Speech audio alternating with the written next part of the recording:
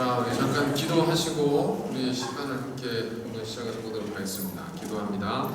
하나님, 저희들이 우리에게 알게 하신 하나님의 비밀과 하나님의 모든 일들에 대해서 저희들이 깨닫기를 원하오니 이제 우매하고 어리석은 저희들로 하여금 보며 듣게 하시고 하나님 말씀 안에서 우리가 알아야 될 것을 지혜롭게 배우고 익히게 하셔서 주님 주신 거룩한 삶을 살아가는 동안 하나님의 주신 지혜와 그 총명함으로 뱀처럼 비둘기처럼 지혜롭고 온유하게 주의 거룩한 영광에 살아갈 수 있도록 우리에게 은총을 더하여 주옵소서.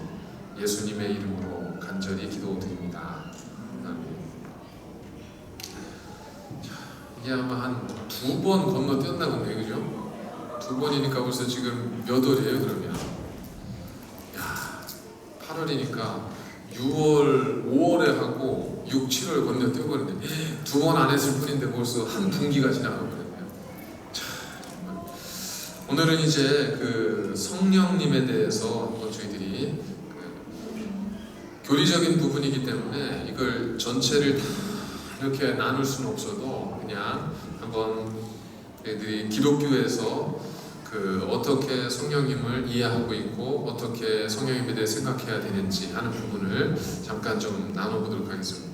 기독교 역사 속에서 성령님의 역사, 성령님의 사역, 성령님의 일하심, 성령님에 대해서는 굉장히 좀 이중적인 그러한 어떤 태도가 지금까지 보여져 왔습니다. 이중적인 태도라면 뭐냐면 한쪽에서는 성령님에 대한 은사를 사모하고 성령의 충만함을 구하고 그렇게 이제 기도하고 구하는 쪽이 한쪽에 있고 또 다른 한쪽에서는 그런 성령의 은사보다 오히려 이제 말씀을 강조하면서 이렇게 성령의 사역, 성령 은사, 성령 사역 쪽을 어떤 면에서는 좀 이렇게 경시하기도 하고 하는 그런 이중적인 태도가 지금까지 교회 역사 속에서 존재해왔거든요. 특별히 한국 교회에서.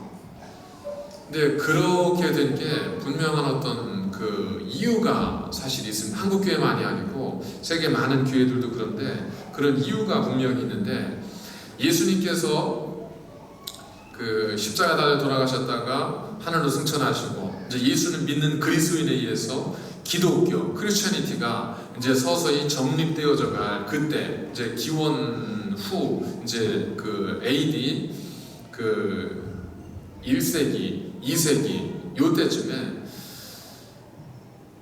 예수님을 따랐던 사람은 괜찮은데 예수님을 잘 모르는 사람들에게는 예수님 자체가 누구인지를 설명하는 게 중요한 거예요. 그러니까 예수님이 어떤 분이야? 그럼 신이다. 응? 육신의 몸을 입으셨는데 그분 인간이다. 그건 하나님의 아들이 아니야?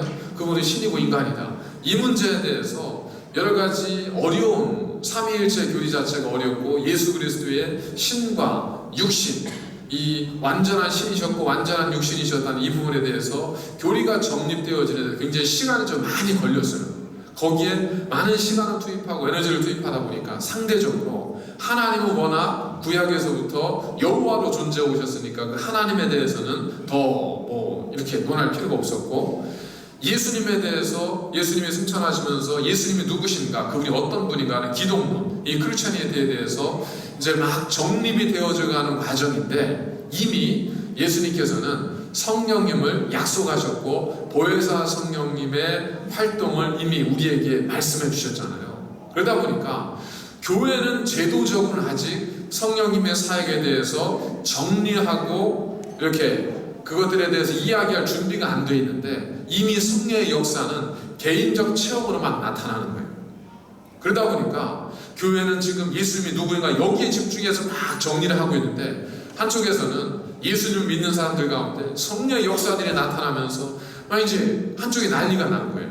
그러다 보니까 제도적 교회 안에서는 야 이거 어떻게 해야 되지 하는데 문제가 뭐냐면 몬타니우스라고 하는 몬타니즘이라고 하는 이 어떤 성령의 은사를 강조하다 보니까 이게 자칫 너무 과격한 쪽으로 흘러가 버린 거예요.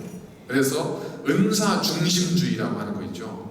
그래서 은사가 성령께서 우리에게 허락하시는 건데 그것도 질서의 하나님이 주시는 역사 속에서 이해가 되어야 되는데 은사 자체를 현상을 굉장히 중요하게 여긴 거예요. 요즘 보면 신사도 운동이라고 하는 거 있죠. 신사도 운동 들어봤어요 혹시? 네. 신사도 운동이 이제 뭐 젠틀맨 뭐 이런 게 아니고 이제 주로 뭐 그 신사도 운동 가운데 하나로 거론되는 것 중에 하나가 이제 그 저희 뭐죠 인터코 뭐 이런 것도 거론이 되고 하는데 신사도 운동이 뭐냐면 간단하게 표현하면 신사도 운동은 이제 새로운 사도 예수님의 12사도가 있었잖아요. 그죠? 12사도가 있었는데 그 12사도가 이미 이 세상을 떠났어요. 그러니까 사도 시대가 끝났어요. 사도 시대가 끝났는데 이제 다시금 주님께서 회복하실 그 나라를 위해서 새로운 사도의 시대가 열렸다. 그러면 신사도? 그럼 새로운 사도는 누구냐? 새로운 사도가 누구겠어요? 새로운 사도가 누구냐면 그게 주로 이제 예전에 사도가 제자들이 사도가 되고 사도적 권위를 부여받았고 그리고 그 제자들이 교회 리더들이 되었잖아요. 그리고 그들이 이제 지금 말 목회자가 된 거죠. 그래서 신사도 중에 신사도 운동의 신사도는 누구냐? 목회자들이에요. 목회자가 신사도라는 거예요. 그런데 문제는 뭐냐면 모두가 다 신사도냐? 아니다. 이거 아니다. 모두가 다 신사도가 아니라 성령의 은사와 역사가 나타나는 사람만이 신사도인 거예요. 그러면 성령의 역사와 은사를 어떻게 가늠할까? 결국 뭐예요? 결국 우리가 소위 말하는 성령의 은사와 현상들이에요. 그래서 신사도 운동이라고 이야기하고 이게 정의되어지는 단체에 가보면 굉장히 열광적이에요. 가면 막 예전에 그 저희 한국교회 엄청 뜨거웠던 때 있죠. 그때처럼 신사도 운동이라고 명명되어지는 그런 단체나 모임에 가보면 기도가 뭐 장난이 아니에요. 왜 그러냐면 그런 성령의 나타나심, 은사의 나타남 그것 자체가 신사도임을 증명하는 것이 되기 때문에 어쩔 수 없이 더더욱 뭘 구해야 돼요? 더 그쪽으로 성령의 현상을 더 구할 수밖에 없어요. 더 뜨겁게 구할 수밖에 없어요. 그러다 보니까 이게 하나님께서 질서의 영이시기 때문에 우리로 하여금 질서 속에 다스리시는데 어느 순간 이걸 뛰어넘는 거예요. 그래서 보여지는 게 단 거예요. 꽁 잡는 게 매라고. 어쨌든 나타나면 그럼 네가 당신의 능력 있는 사도인 거예요. 그러다 보니까 신사도 운동을 하는 단체들에서는 기존의 일반적 교회들, 여러분 장로교회 전통, 프레스비테리안 처치 같은 경우 한국에서 보면 굉장한 경건한 교회잖아요. 그래서 예전에 장로교단에 가면 제가 그 사역을 했던 그러한 교회에도 그 안양에 있는 교회가 있는데 거기도 가면 교회에서 큰 소리로 이제 하나님 하고 큰 소리로 기도하면 그 예전에 목사님께서 다 쫓아오셨어요. 왜 교회에서 이렇게 시끄럽게 기도하냐? 하나님이 기 먹었냐고 빨리 집에 가 그러려면 혼자 가서 기도하라고. 이 정도였었거든요. 그러다 보니까 이게 눌리잖아요. 성도들은 좀 뭔가 좀 기도하고 싶고 우리 한민족 뭐예요? 이게 풍악이 있잖아요. 음류가 있잖아요. 음류가. 그래서 좀 이래야 되는데 교회에서 이렇게 누르니까 어떻게 해요? 그러니까 자꾸 이상한 쪽으로 가게 되는 거예요. 엉뚱한 쪽으로. 가서 보니까 저기 신비하다더라. 저기 뭐 놀라운 게 나타난다. 환상이 보인다. 그러면 우르르 해서 그 기도원 가고 그 기도원에 조금 있다가 재미 못 보면 저쪽 기도원 가고 어떤 사람이 신통하다더라. 그쪽 가고 막 이런 식으로 그 벌어지거든요. 이런 일들이 초대교회에도 있었어요. 그러다 보니까 교회는 사도적 권위를 가진 교회는 어쩔 수 없이 그렇게 무분별한 성령 은사주의 운동을 이렇게 좀 이단으로 흘러가 버리니까 그거를 좀 절제시키는 거죠. 그러다 보니까 자기는 어떻게 흐르냐면 성도들은 개인적 체험으로서 성령의 은사들을 체험하고 막 뭔가 뜨거운데 교회는 그들을 이렇게 좀 이렇게 누르고 잠재우는 거예요. 그러다 보니까 자꾸 어디로 가요? 그쪽에 사모하고 갈급한 사람들은 더 극단적인 쪽으로 이렇게 쭉 빠져가고 그리고 그렇지 않은 사람들은 아예 이렇게 소위 말하는 경건주의 쪽으로 쭉 빠져가고 그래서 교회가 성령의 은사에 대해서 두 가지로 사실 이게 딱 분명히 나눠졌어요. 그래서 이게 뭘 통해서 여러분들이 확인할 수 있냐면 요한계시록에 대해 설교하는 걸 많이 들어보셨어요? 요한계시록에 대해 설교하는 거 많이 못 들어보셨죠? 저희가 지난번에 요한계시록 강의를 했었는데 요한계시록도 왜 그러냐면 말씀이 어렵고 묵시라 안에 모든 하나님 묵시잖아요. 모든 하나님의 계시의 말씀이니까 괜찮은데 문제는 뭐냐면 요한계시록이 묵시록이라고 하는 어떤 특성을 가지고 있기 때문에 사람들이 요한계시록을 가지고 엉뚱한 짓을 많이 했어요.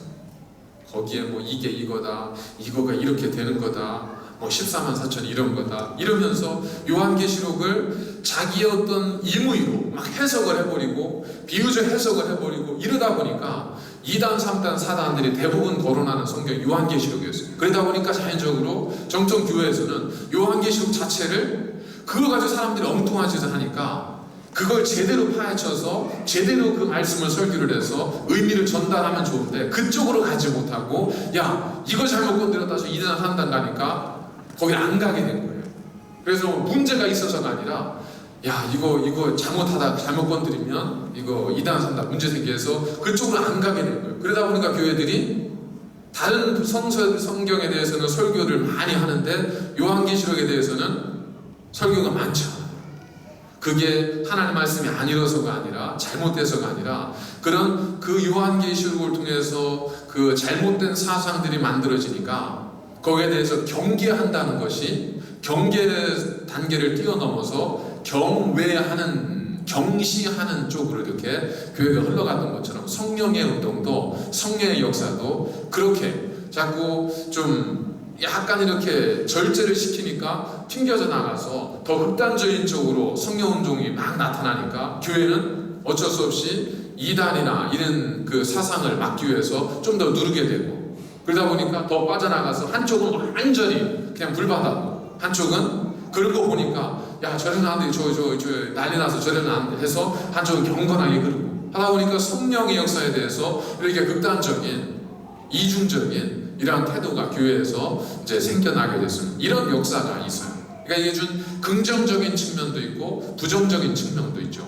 긍정적인 측면은 뭐냐면 성령의 운동, 성령이 하시는 역사를 교회가 어느 정도 이렇게 검증이라기보다는 하나님 말씀을 통해서 그 부분을 교회가 절제시키고 말씀의 테두리 안에서 그걸 잡아놓다 보니까 어느 정도의 질서는 생겼는데 문제라기보다는 이제 의구심이 생긴 거예요. 과연 성령의 역사를 제도권인 교회가 규정할 수 있겠느냐? 이건 성령의 역사고 이건 아니다. 이렇게 규정할 수 있겠느냐? 왜냐하면 우리가 성령님을 생각할 때 여러분 성령님 어떻게 기도할 때 어떻게 기도해요? 성령님 내가 성령 충만하고 싶고 자 이 시간 우리 한번 뜨겁게 기도하시다면 성령님에 대해서 어떻게 기도해요? 성령님 나에게 성령을 어떻게 해달라고요?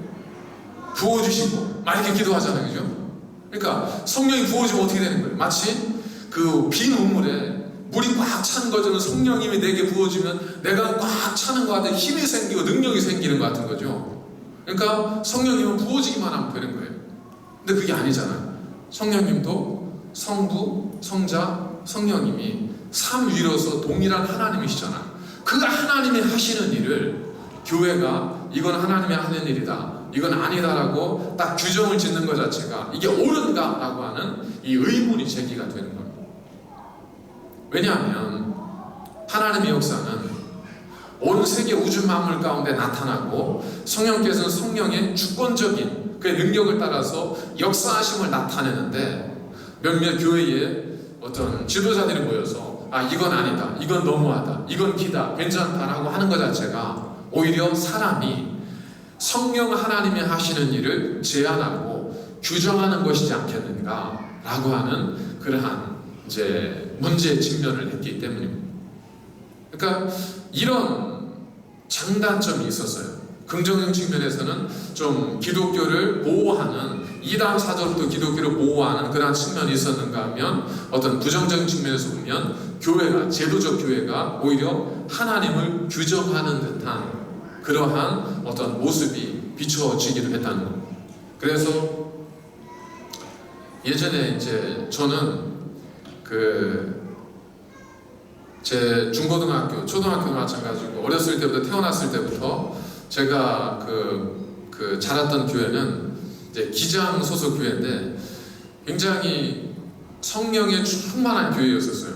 그래서 저는 여러분 이제 청년들 학생들 때 옆 동네 이제 보통 부흥회가 1년에 2번 정도 있었으니까 그는 그 동네에 찾아가서 부흥회 있으면 그쪽 가서 부흥회 참석하고 애들이랑 손잡고 갔다 오고 또 옆 동네에 있으면 옆 동네 가서 참석하고 우리 교회에서 우리 교회 참석하고 그러면서 막 모든 학생들 거의 전체가 다 방언받고 또 입신하고 뭐 막 그런 엄청난 체험들을 했죠. 그래서 귀신 축사하는 것도 같이 기도도 하고 그런 데서 자랐어요. 그런 데서 자라다가 이제 신학교를 가게 됐는데 제가 이제 냉탕 온탕을 다 갔어요. 그런 뜨거운 곳에서 있었는데 신학교는 정말 한국에서 가장 진보적이라고 하는 신학교를 갔거든요. 그러다 보니까 이 뜨거운 온탕에서 냉탕으로 가니까 이게 처음에는 굉장히 한 2, 3년은 정말 너무 혼란스럽고 정리가 안 되는 시간들이 굉장히 많았어요. 그러면서 한동안은 이렇게 뭐 막 뜨거 기도하고 막 그러면 그 자리에도 안 갔어요. 그래서 시골 교회 이렇게 갔더니 방학이라 이렇게 갔더니 부흥회를 한다고 어머님 거기 참석하라고 막 그러세요. 그래가지고 제가 일이 있다고 그 참석 안 하고 도망치고 저쪽 시내 나가서 갈 데 없어 오락실에서 이제 오락하면서 이래도 되는 건가 이렇게도 했었는데 어쨌든 이 성령에 대해서 성령의 역사에 대해서 한국교회가 이런 그 역사적인 배경을 가지고 있고 이런 양극단의 모습을 가지고 있는데 그것 가운데 이제 그것을 통해서 우리가 한번 생각해 볼 수 있는 것은 뭐냐면 성령께서 과연 우리 안에서 어떻게 역사하시는가, 성령님은 우리를 통해서 무슨 역사를 이루시고 어떻게 하나님은 성령 안에 우리 가운데 역사하시는가,